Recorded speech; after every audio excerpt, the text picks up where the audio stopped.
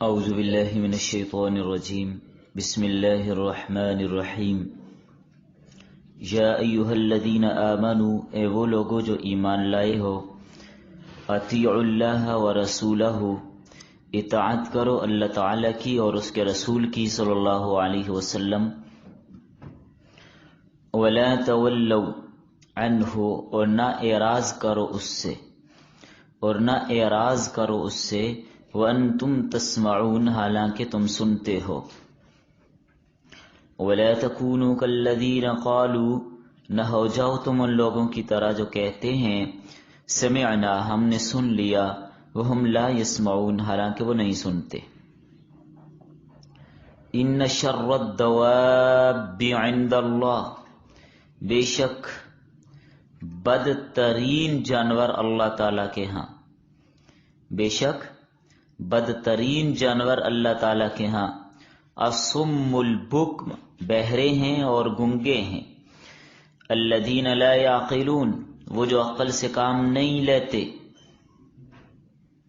ولو علم اللہ فیہم خیرا، اور اگر اللہ تعالیٰ جانتا ان کے اندر کچھ خیر، لسمعہم، تو ان کو سنا دیتا، ولو اسمعہم، اور اگر اب ان کو سنائے گا، لتولوا، تو البتہ وہ روح گردانی کریں گے، وہم معرضون، اور وہ اعراض کرنے والے ہیں۔ یا ایہا الذین آمنوا، اے لوگو جو ایمان لائے ہو، استجیبوا للہ وللرسول، حکم مانو اللہ کا اور اس کے رسول کا، اذا دعاکم، جس وقت وہ تمہیں بلائیں، لما یحییکم، اس چیز کی طرف جو تم کو زندگی دے، وَاعْلَمُوا، اور جان لو، ان اللہ یحول بین المرء وقلبی، بے شک اللہ تعالی حائل ہے آدمی اور اس کے دل کے درمیان، وَأَنَّهُ إِلَيْهِ تُحْشَرُونَ، اور بے شک تم اس کی طرف لوٹائے جاؤ گے، وَاتَّقُوا فِتْنَةً، اور بچو تم اس فتنے سے، لا تصیبن الذین ظلموا منکم خاصہ، نہ پہنچے گا ان لوگوں کو تم میں سے جو ظالم ہیں، خاص طور پر ان کو نہیں پہنچے گا، سب کو پہنچے گا۔ وَاعْلَمُوا أَنَّ اللَّهَ شَدِيدُ الْعِقَابِ، بے شک اللہ تعالی سخت سزا دینے والا ہے۔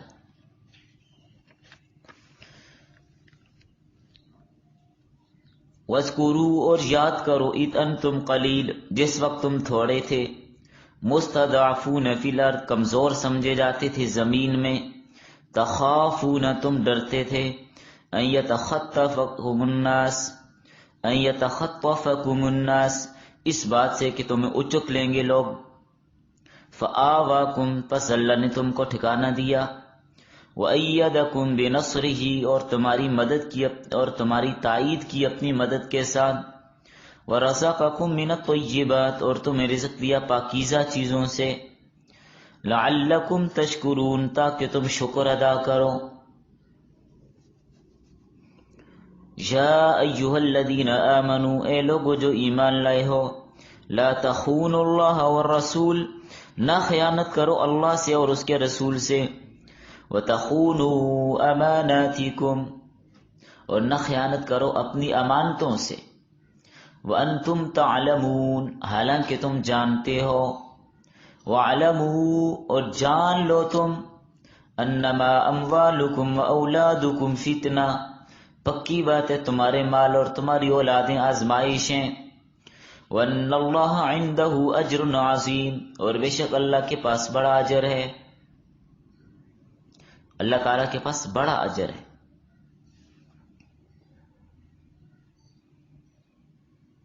یا ایہا الذین آمنوا، اے لوگو جو ایمان لائے ہو، ان تتقوا اللہ، اگر تم اللہ تعالی سے ڈرتے رہو گے، یجعل لکم فرقانا، بنا دے گا تمہارے لیے فیصلہ کن بات، ویکفر عنکم سیئاتکم، اور مٹا دے گا تمہارے گناہوں کو، ویغفر لکم، اور بخش دے گا تمہارے گناہوں کو، واللہ ذو الفضل العظیم، اللہ تعالیٰ بڑے فضل والا ہے۔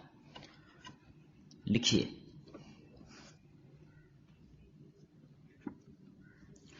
سورہ انفال کا درس نمبر 6۔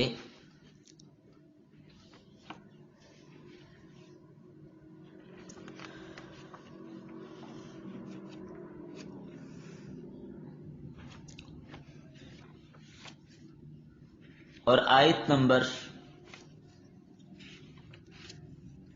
20 تا 29 آپ نے پڑھ لی ہیں۔ آج کے سبق کا عنوان ہے ترغیب بر اطاعت و امانت۔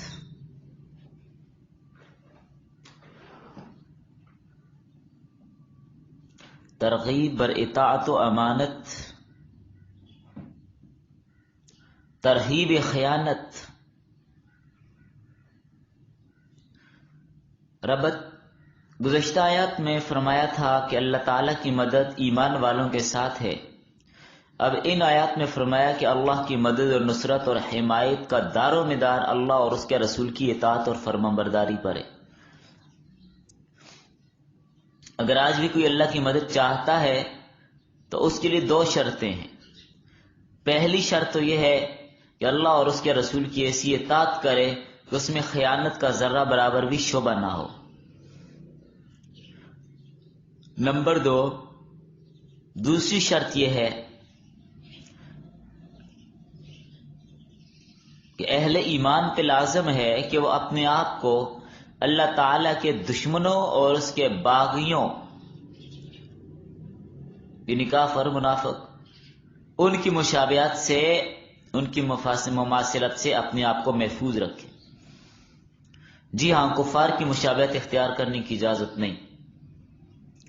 اس لیے اللہ کے رسول صلی اللہ علیہ وسلم نے فرمایا من تشبہ بقوم فہو منہم، جو جس قوم کی مشابہت اختیار کرے گا وہ انہی میں سے ہوگا، اس کا حشر ان کے ساتھ ہوگا، قیامت کے دن انہی کے ساتھ اٹھایا جائے۔ آج انگریز کی مشابہت اختیار کی جا رہی ہے، انگریزوں کے ساتھ ہوں گے۔ ہندوؤں کی مشابہت اختیار کی جا رہی ہے، ہندوؤں کی رسومات کو رائج دیا جا رہا ہے، ان کے اطوار اور ان کے طریقوں کو اپنایا جا رہا ہے، حشر ان کے ساتھ ہی ہوگا۔ اور جو اللہ کے رسول کی اطاعت کرے گا، صحابہ اکرام کی مشابہت اختیار کرے گا، اس کا حشر صحابہ کے ساتھ ہوگا۔ آج کل لباس میں، شکل و صورت میں، میک اپ میں، ہر چیز میں حلیہ انگریزوں والا بناتے ہیں۔ بالوں کی کٹنگ تک جیسے کسی انگریز کے نظر آتے ہیں وہ بناتے ہیں، مرد بھی عورتیں بھی۔ تو نبی صلی اللہ علیہ وسلم نے فرما دیا جو جس قوم کی مشابہت اختیار کرے انہی کے ساتھ اٹھے گا قیامت کے دن۔ آج مسلمان کو بڑا دعویٰ ہوتا ہے میں بڑا عاشق، میں بڑا مسلمان، میں یہ کر دوں گا، میں وہ کر دوں گا۔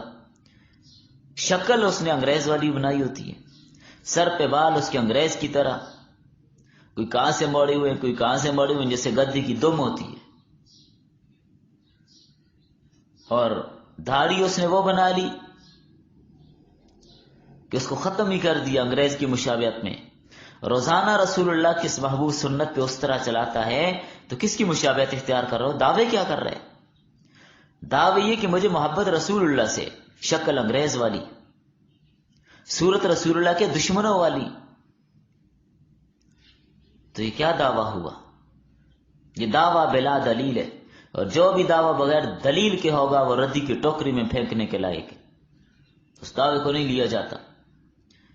آپ کہتے ہیں مجھے عشق ہے، مجھے محبت ہے، فلاں ہے، شکل دیکھ پہلے اپنی، ظاہری شکل نظر آ کے پتہ چل جائے گا عشق سے کس سے ہے، محبت کس سے ہے، انگریز سے ہے یا رسول کریم سے ہے، لباس رسول اللہ والے یا انگریز والے، شکل دیکھ کے پتہ لگ جائے گا کس سے محبت ہے آپ کی۔ ہم لباس میں ان کے ہم رنگ، شکل میں ان کے ہم رنگ، بتکلف ان جیسا اپنے آپ کو بنانے کی کوشش کرتے۔ بالکل، یہ تو کچھ نہ کچھ علماء نے دبا کے رکھا ہوا ہے یہاں پاکستان میں، نہیں تو مکمل طور پر جیسے فرانس کا ماحول ہے وہ یہاں پر بھی نظر آئے۔ اس لیے کہ ان لوگوں نے ہمارے دلوں پر محنت کر لی ہے، مسلمان کے دل کو اپنی طرف مائل کر دیے۔ تو آج مسلمان اتنا اللہ اور اس کے رسول کا نہیں ہے جتنا انگریز کا بن رہا ہے، جتنا یہودیوں کا بن رہا ہے. جتنے اس کو یہودیوں کے طریقے اچھے لگتے ہیں، جتنے آج مسلمان کو انگریز کے طریقے اچھے لگتے ہیں، اتنے اس کو اللہ کے رسول کے طریقے بھی آج اچھے نہیں لگتے. آج مسلمان کی حالت یہ بن چکی ہے. جو انداز، جو چال ڈھال ہمیں انگریز میں نظر آیا، ہم اس کو کاپی کر رہے ہیں اور پھر اس کو اپنے اندر پیسٹ کرتے جا رہے ہیں.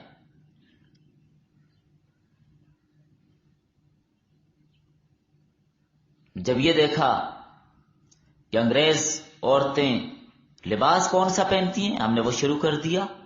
انگریز مرد لباس کون سا پہنتے ہیں، ہم نے وہ شروع کر دیا. اپنی شکل و صورت، اپنے چہرے پہ وہ نیل گدواتی ہیں، ہم نے شروع کر دیا. اور اپنی آبروؤں کو نوچ نوچ نوچ کر ایک باریک تار بنا رہی ہیں، ہم نے بنا دیا. بالوں کا کیا اشر ہے، نہ مرد کا پتہ چل رہا ہے نہ عورت کا پتہ چل رہا ہے، ہم نے کر دیا. کس منہ سے ہم کہہ سکتے ہیں کہ ہم رسول اللہ کے ساتھ محبت رکھتے ہیں؟ شکل صورت، اپنائیت رسول اللہ کے دشمنوں والی، دعوے کہ ہم ان سے محبت ہے، یہ سراسر جھوٹ ہے. یہ جھوٹے دعوے ہیں، ان سے کچھ بھی نہیں بنتا. یہ منافقت ہے، اندر سے کسی اور کے ساتھ اور باہر سے کسی اور کے نام کے دعوے، اسی کا نام تو منافقت ہے. ہمیں سنت لباس اچھا نہیں لگتا، ہمیں سنت کے مطابق داڑھی پگڑی اچھی نہیں لگتی، ہمیں برقع اچھا نہیں لگتا. اور دعوے جی ہمیں تو رسول اللہ سے بڑی محبت ہے. کتنا بڑا جھوٹ ہے. آج آپ دیکھیں، اگر کوئی آدمی کسی سیاسی پارٹی کے ساتھ بھی دعویٰ محبت کا کرتا ہے، شکل کس کی بناتے ہے؟ اس پارٹی کی بناتے ہیں کہ میرا جو پارٹی کا لیڈر ہے وہ جوتا ایسے پہنتا ہے، وہ کوٹ پینٹ ایسے پہنتے ہیں. یہ بھی وہی کام کرتے ہیں، وہ اس کی مشابہت. وہ گلے میں کپڑا ڈالتے ہیں، یہ بھی ڈال رہے. وہ گلے میں جھنڈا ڈال رہے ہیں، یہ بھی ڈال رہے. اس کے چلنے کا کیا سٹائل ہے وہی اس نے بنا لیا. انہیں ہر چیز میں اپنے پارٹی کے لیڈر کی شکل اختیار کرنے کی کوشش کی جا رہی ہے. اگر دوسری مخالف پارٹی ہے اس جیسی شکل و صورت اختیار نہیں کی جاتی، اس کو مخالفت سمجھا جاتا ہے، اس کو اپنی غیرت کے خلاف سمجھا جاتا ہے. اور آج ہم ایک طرف یہ کہتے ہیں کہ ہم رسول اللہ صلی اللہ علیہ وسلم کے نام لیوا ہیں اور شکل و صورت کسی اور کی. کیسے مان لیا جائے کہ ہم اپنے دعوے میں سچے؟ ٹخنے ڈھانپے ہوئے، پینٹ پہنی ہوئی، جسم کا ایک ایک حصہ ڈلک کر نظر آ رہے، چھلک اور جھلک کر سامنے واضح ہو رہے. ایسے تنگ اور ٹائٹ قسم کا لباس پہنا جاتا ہے. تو کتنا سراسر جھوٹ اور نفاق ہے، اسی کا نام تو منافقت ہے. کہ ہم اپنی جگہ پر بیٹھ کے دعوے کریں کہ ہمیں نبی سے محبت ہے، ہم قرآن والے ہیں، ہم حدیث والے ہیں، ہم صحابہ والے ہیں، ہم رسول اللہ والے ہیں، لیکن اپنے شکل تو کم از کم پہلے ظاہراً تو وہ بنائیے. کوئی پارٹی والے اگر اپنی شکل و صورت دوسری پارٹی جیسی بناتے ہیں اور یہ آدمی دعویٰ کرے میں تو اس پارٹی کو، کوئی نہیں مانے گا بھائی اپنی شکل تو دیکھ. یہاں تک کہ اگر کسی پارٹی کا لیڈر گنجا ہو، ہم اتنی کوشش کرتے ہیں اگر سر میں گنج پڑ جائے. اتنا کچھ کیا جا رہا ہے، لیکن ہمارے جو سب سے بڑے لیڈر جناب محمد رسول اللہ صلی اللہ علیہ وسلم ہیں، ان کا لباس ہمیں پسند نہیں، ان جیسے طور طریقے اپنانے ہمیں پسند نہیں، ان کا طرز معاشرت ہمیں پسند نہیں. ہمارا آج سارا طرز معاشرت، شکل و صورت دشمنوں جیسی ہو گئی. جو رسول اللہ کے دشمنوں کا طرز معاشرت ہے ہم نے وہ اپنا لیا. کیا منہ دکھائیں گے اللہ کے رسول کو صلی اللہ علیہ وسلم؟ قیامت کے دن کیا منہ دکھائیں گے جب اللہ کے رسول یہ پوچھ لے نام تو تم میرا لیتے تھے لیکن تم ہم رنگ اور ہم شکل اور ہم لباس میرے دشمنوں کے ہو گئے تھے۔ ان لوگوں کے ہم رنگ ہو گئے جنہوں نے میرے قتل کے منصوبے اور سازشیں بنائیں۔ کس منہ سے جام کوثر کے مستحق ٹھہریں گے ہم؟ یہ سراسر زیادتی اور ظلم ہے کہ دعوی محبت رسول کا اور حیت اپنی شکل اس کے دشمنوں جیسی ہو۔ یہ اجتماعی ضدین ہے، یہ آگ اور پانی کو جمع کرنے والی بات ہے۔ ایسا کبھی نہیں ہو سکتا کہ چیزیں جمع ہو جائیں۔ اب اگر دیکھیں کوئی سیاسی پارٹی والا اپنی پارٹی کے ہم شکل ہو جاتا ہے، لوگ کہتے ہیں فلاں پارٹی کا دیوانہ ہے، اس نے لباس بھی اسی طرح کا پہنا ہے، گھر پہ جھنڈا بھی لگایا ہوا ہے، یہ بھی کیا ہوا ہے، وہ بھی کیا ہوا ہے، لوگ کہتے ہیں فلاں تو دیوانہ ہے اس کا۔ تو جو رسول اللہ کی محبت اور اطاعت رسول اللہ صلی اللہ علیہ وسلم کے طرز اور طریقے کے مطابق کرے گا، یہ عشق رسالت میں دیوانہ نہیں ہوگا۔ یہی تو محبت رسول ہے کہ آپ کی سنتوں سے محبت ہو، آپ کے طریقوں سے محبت ہو، آپ کے لائے ہوئے مشن کے ساتھ محبت ہو، آپ کے لباس کو ہم پسند کریں، شادی کے موقع پر کیا طریقہ تھا وہ اختیار کریں، کون سے موقع پر کیا طریقہ اختیار کیا وہ اختیار کریں۔ یہ جو محبت رسول ہے۔ جو آدمی دعوی محبت رسول کا کرے اور شکل و صورت اور اتباع رسول اللہ کے دشمنوں کی کرے، یہ احمقانہ اور بے وقوفانہ باتیں ہیں، بالکل یہ احمق اور بے وقوف ہے، کرتا کچھ ہے کہتا کچھ ہے۔ تو اس لیے اس بات کی کوشش کریں کہ کم از کم ہم اپنا لباس، ہم اپنی شکل و صورت ایسی رکھیں جو صحابہ والی ہے، جو رسول اللہ والی ہے، اور عورتیں جو صحابیات کی مثال پیش کریں۔ اس لیے آیات میں فرمایا اور اطاعت کا حکم دیا، اطاعت کاملہ کا حکم دیا، ادھوری اطاعت نہیں، باتوں والی اطاعت نہیں، کامل اطاعت۔ وہ کہتے ہیں ایک گرو تھا اور ایک اس کا چیلا تھا، دونوں کہیں راستے میں نکل گئے سفر پہ۔ گرو چیلے کو ساتھ لے گیا کہ راستے میں میری خدمت کرے گا، کام آئے گا مجھے۔ راستے میں گرو نے کہا کہ بھئی بھوک لگی ہے تو کھانا بنانا ہے، لکڑیاں جمع کر کے لاؤ۔ کہنے لگا گرو جی محبت تو آپ کے ساتھ بہت زیادہ ہے لیکن میں بہت تھکا ہوا ہوں، لکڑیاں اکٹھی کرنی ذرا مشکل ہے، آپ کر لیں۔ نے کہا چلو اب کیا کریں۔ گرو جی نے لکڑیاں اکٹھی کی، لے کے آیا، چیلے سے کہا آٹا تو گوندھ دو۔ کہنے لگا گرو صاحب بہت تھکا ہوا، بڑی محبت ہے مجھے آپ کے ساتھ لیکن میں تھکا ہوا بہت ہوں، ابھی آٹا نہیں گوندھ سکتا، آپ خود ہی گوندھ رہے۔ وہ آٹا بھی گوندھ لیتا ہے۔ پھر وہ کہتا چلو تم آگ جلا دو، تو کہتا گرو جی محبت تو آپ کے ساتھ بڑی ہے لیکن میں بہت تھکا ہوں، آگ بھی نہیں جلا سکتا۔ وہ کام بھی وہ خود ہی کرتے۔ گرو صاحب کہتے ہیں اپنے چیلے کو چلو روٹی تو پکا دو، آٹا تو میں نے گوندھ دیا، روٹی پکا لو، سالن بنا لو۔ کہتے گرو جی مجھے آپ سے بڑی محبت ہے، مرتا ہوں آپ کے اوپر لیکن ابھی میں تھکا ہوا ہوں، نہیں یہ کام بھی نہیں کر سکتا۔ چلیں گرو صاحب نے خود کیا، دسترخوان لگا کے گرو صاحب نے کھانا رکھا، کہنے لگا چیلے کو کہ اب آ جاؤ کھانا کھا لو، اب آؤ کھانا کھا لو۔ تو چیلا کہنے لگا گرو جی بہت عقیدت اور بہت محبت ہے مجھے آپ سے، بار بار آپ کی بات کا انکار کرتے ہوئے شرم آتی ہے، چلو کھا لیتا ہوں۔ آگے نہیں سمجھ آپ کو؟ ہم وہ والے ہیں جب اطاعت کی بات آتی ہے ہم تھکے ہوتے ہیں، ہم سے نہیں ہوتی، ہم سے نماز کے لیے نہیں اٹھا جاتا، ہم سے روزہ نہیں رکھا جاتا، ہم سے رسول اللہ والا لباس نہیں پہنا جاتا، بلکہ کوئی اور پہنے ہم اس کو حقارت کی نظر سے دیکھتے ہیں۔ داڑھی پگڑی برقعے کو حقارت کی نظر سے دیکھا جا رہا ہے. یہ وہ والی ہماری بات ہے، ہم کھانے پینے کے عاشق ہیں. جب کھانے پینے والی بات آئے گی تو کھانے پینے کے دنوں میں جلوس بھی نکلیں گے، یہ فلاں جلوس ہے، یہ فلاں جلوس ہے، اس میں یہ کیا جائے گا، وہ کہ خوب کھائی پی ہوتی ہے. پھر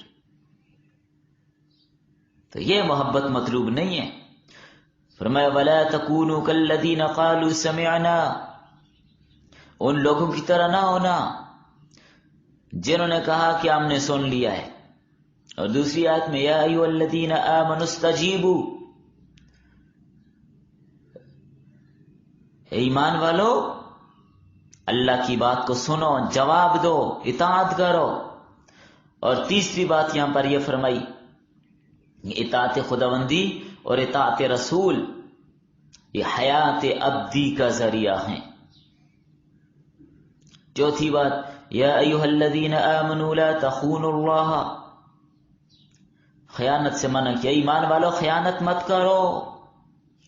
خیانت میں اطاعت میں فرق ہے. خیانت اور چیز ہے، اطاعت اور چیز ہے. پانچویں بات فرمائی یا ایھا الذین آمنوا ان تتقوا اللہ، تقوی اختیار کرو. تقوی کے فوائد اور برکات آپ کے سامنے ہیں. جو تقوی اختیار کرتا ہے ہر طرح سے اللہ کی مدد، اللہ کی نصرت، جان مال عزت آبرو میں برکتیں اس کے ساتھ ہوتی ہیں. فرمایا اللہ اور اس کے رسول کی اطاعت کرو، اس کے حکموں سے روگردانی مت کرو. رسول صلی اللہ علیہ وسلم کی اطاعت اللہ کی اطاعت ہے. من یطع الرسول فقد اطاع اللہ، جس نے رسول کی اطاعت کی اس نے اللہ کی اطاعت کی. ہر موقع کی سنتوں کو سیکھیں.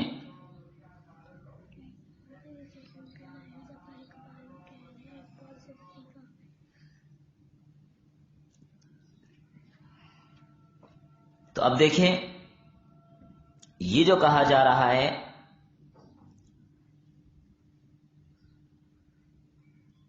کہ اللہ اور اس کے رسول کی اطاعت کرو، رسول کی اطاعت اللہ کی اطاعت ہے. تو یہ اطاعت ہمیں کیسے ملا؟ ہر موقع کی سنتوں کو سیکھیں، دائیں بائیں کا فرق رکھیں. جوتا پہننے تو پہلے دایاں، اتارنے تو پھر بایاں. جراب پہننے میں، موزہ پہننے میں، کپڑے پہننے میں، لباس پہننے میں دائیں بائیں کا خیال احتیاط. کھانے کی ابتدا دائیں طرف والے سے، کوئی چیز دینی ہے تو پہلے دائیں طرف والے کو. اس طرح باقی کھانے کے آداب، سنتیں، لباس، اوڑھنا، رہنا، سہنا، یہ ساری چیزیں سنت کے مطابق سیکھ کر اس پہ چلیں. ہر موقع کی سنتیں. ابھی ہمارے جمعے کے جو بیانات ہیں، ابھی انشاءاللہ 18ویں قسط ہوگی اس جمعے میں، تو اس میں یہ سنت کیا کیا سنتیں ہیں، کیسے ہم نے چلنا ہے، ہر موقع کی سنتوں پر ہی بات چلی ہے. تو ابھی کھانے کی سنتیں چل رہی ہیں تو وہ کافی ساری ہو گئی. ابھی اس جمعے تقریباً انشاءاللہ اس پہ بات آ جائے گی کہ نبی صلی اللہ علیہ وسلم کو کیا کیا پسند تھا. تو آپ کو کیا پسند تھا کھانے میں، ہمیں بھی وہ چیز پسند ہونی چاہیے. ہم نے تو کدو کا سنا ہے نا، تو باقی چیزوں کو بھی تو جاننا چاہیے نا آپ کو کیا کیا پسند تھا. تو ہر جمعے کا بیان بھی آپ سنیں تاکہ ساری سنتیں آپ کی ہم تک پہنچ جائیں. فرمایا منافقوں کی طرح نہ بنو جن کا ظاہر اور ہے اور باطن کچھ اور ہے، ان کی مشابہات سے بچو. فرمایا بدترین حیوان اللہ کے نزدیک وہ ہیں جو حق کو سننے سے بہرے ہیں، حق کو بولنے سے گنگے ہیں، حق کو سمجھنے سے بے عقل ہیں. اگر ان کے اندر حق کو قبول کرنے کی صلاحیت ہوتی تو ضرور اللہ ان کو حق سنا دیتا، یعنی قرآن سن کر ہدایت حاصل کرتے. اگر اسی حالت میں ان کو سنا بھی دے جبکہ ان کے دل نفرت اور عناد سے بھرے ہوئے ہیں، تب بھی یہ روگردانی اور اعراضی کریں گے. ان میں خیر کا کوئی مادہ نہیں ہے، الٹے پاؤں پھیریں گے. یہ لوگ دائرہ انسانیت سے نکل کر دائرہ حیوانیت میں داخل ہو چکے ہیں، یہاں تک کہ محروم اور مردود ہو گئے ہیں. تو ان لوگوں کا حال یہاں پر جو محروم اور مردود ان کا حال بیان کیا. فرمایا بدترین لوگ وہ ہیں جو حق کو قبول نہیں کرتے، عقل سے عاری ہیں، ان کی عقل ماری گئی ہے. آج آپ دیکھیں یہودی اور عیسائی، ایک منٹ ذرا آ رہا ہوں میں، انتظار کیجیے.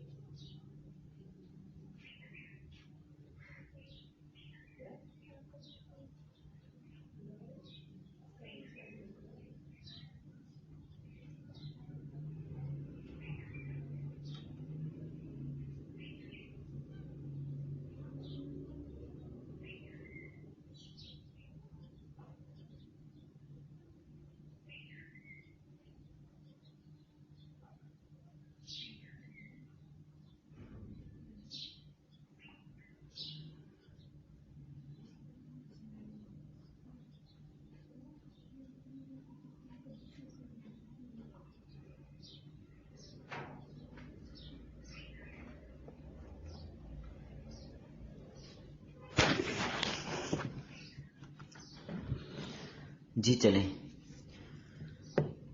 تو میں یہ بتا رہا تھا کہ آج اپنے آپ کو یہودی اور عیسائی سب سے عقل مند لوگ سمجھتے ہیں، بلکہ ہم بھی یہی کہتے ہیں کہ وہ بڑے عقل مند ہیں. کہتے ہیں کہ نہیں کہتے؟ ہم کہتے ہیں عیسائی بڑے عقل مند ہیں. آج آپ خود دیکھیں کہ یہ کیا ہو گیا کہ ہم یہودیوں اور عیسائیوں کو عقل مند کہہ رہے ہیں. ان کا اپنا بھی یہی خیال ہے کہ ہم سے بڑا عقل مند ہے کوئی نہیں، مگر حقیقت یہ ہے کہ یہودیوں اور عیسائیوں سے بڑا بیوقوف کوئی نہیں، ان سے بڑا احمق اور بیوقوف کوئی بھی نہیں. اتنے بیوقوف آپ ذرا ان سے پوچھیں، دور نہیں جاتے کہ ہم ہر مسئلے کی کھود کے رد کریں. ایک بات آپ لے لیجئے، آپ ذرا ان سے پوچھیں کہ بھائی 1 اور 2 کتنے ہوتے ہیں؟ بات سمجھ آ گئی؟ بلکہ آپ یوں سمجھ لیجئے، ان سے یوں پوچھیں 1 2 ہوتا ہے اور 2 1 ہوتا ہے. مان لو 1 4 ہوتے اور 4 1 ہوتا ہے، تو مانیں گے؟ کبھی نہیں مانیں گے. یا آپ یوں کہہ دیں کہ 1 6 ہوتا ہے اور 6 1 ہوتا ہے، 1 10 ہوتا ہے اور 10 1 ہوتا ہے، نہیں مانیں گے. اور اگر آپ کہیں 1 3 اور 3 1 کیا کہتے ہیں؟ بالکل ٹھیک کہا آپ نے. تو بھئی جب 2 1 اور 1 2 نہیں ہوتا تو 1 3 اور 3 1 کیسے ہو گئے؟ اس سے بڑی بے عقلی کوئی ہوگی؟ جو اقانیم ثلاثہ کا جو ان کا موقف ہے کہ خدا 3 ہے، حضرت جبرائیل، حضرت عیسیٰ اور اللہ، تو ہم یہ سوال پوچھتے ہیں کہ جب تک حضرت جبرائیل بھی مخلوق ہیں، جب وہ نہیں تھے، جب حضرت عیسیٰ نہیں پیدا ہوئے تھے، نظام کون چلاتا تھا؟ کیونکہ تمہارے دعوے کے مطابق اللہ اکیلے ناقص ہے معاذ اللہ، تو جب تک حضرت عیسیٰ نہیں تھے، یا دوسرے گروہ کے مطابق حضرت جبرائیل کی جگہ حضرت مریم ہے، تو جب حضرت عیسیٰ اور مریم نہیں تھے تو یہ چاند سورج زمین آسمان حضرت عیسیٰ کے پیدا ہونے کے بعد پیدا ہوئے، یہ پہلے کا ہے. یہ نظام کس نے چلائے؟ تو اس سے بڑی بے عقلی اور کوئی ہوگی؟ اتنے بیوقوف اور بے عقل ہیں یہ عیسائی، ان کی سمجھ میں اتنی بات نہیں آ رہی، اور کہتے اپنے آپ کو سب سے بڑا عقل مند ہے. تو ہم سوال کرتے ہیں جب خدائی ارکان پورے نہیں تھے تو یہ سب کچھ کیسے چلتا تھا؟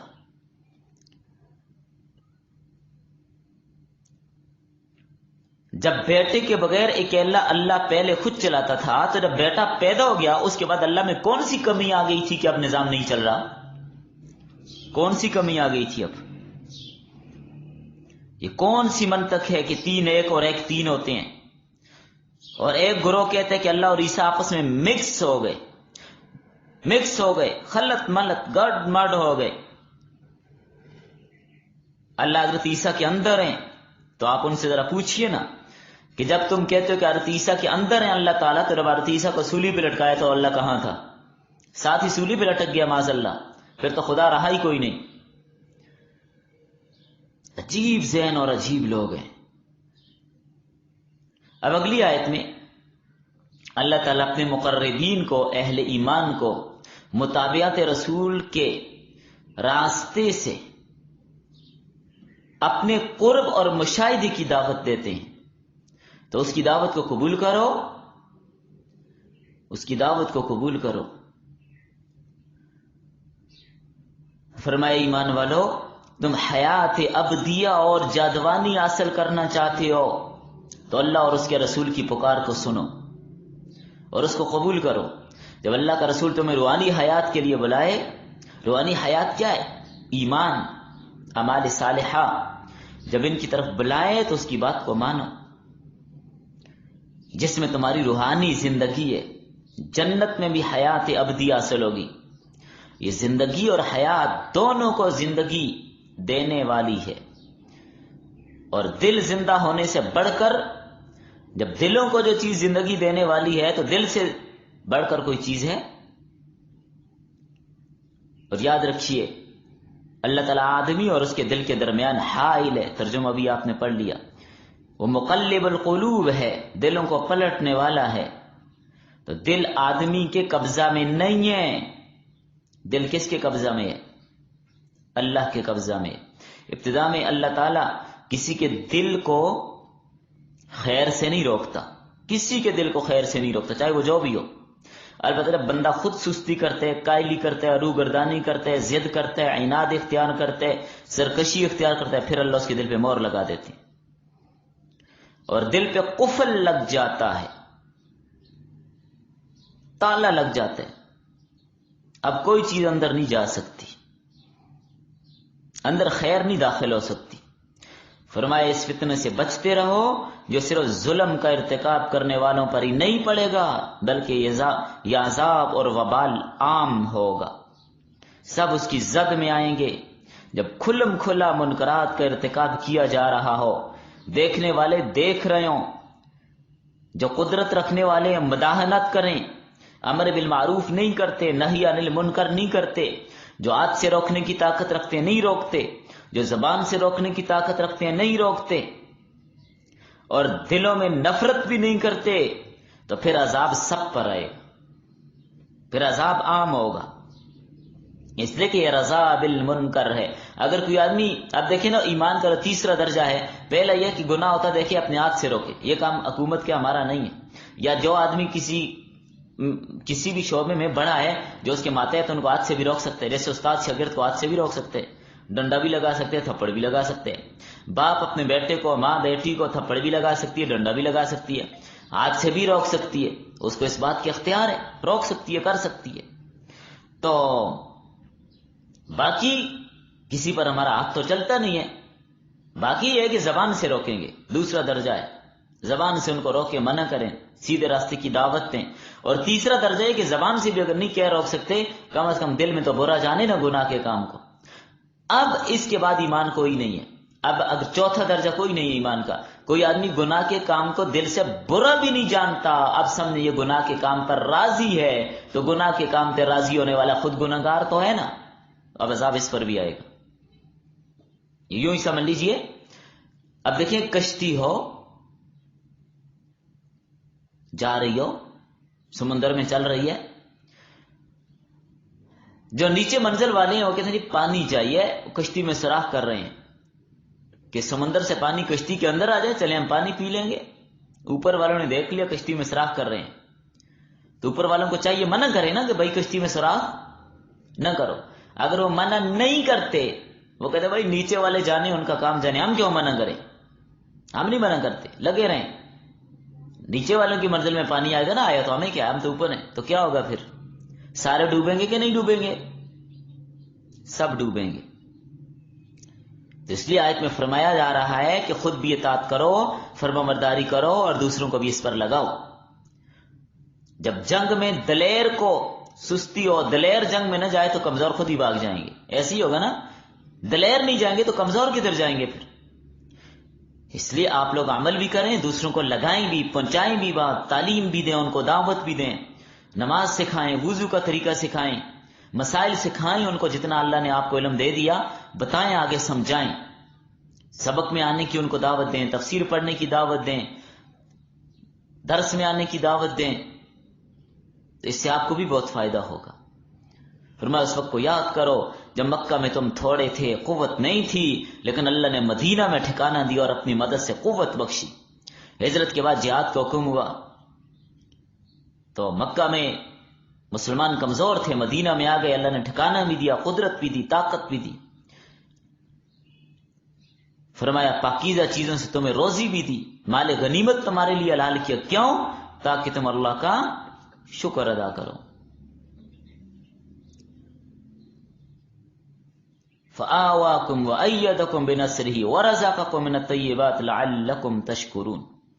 چلیں بس کرتے ہیں، آگے اگلی آیت جو آپ نے پڑھی ہے، یا ایھا الذین آمنوا، 26 آیات تک بات مکمل ہو گئی ہے، 3 آیتیں مزید پڑھی تھیں لیکن وہ رہ گئی ہیں، اس میں شان نزول کے ایک واقعہ بھی ہے، وہ انشاءاللہ کل پڑھیں گے۔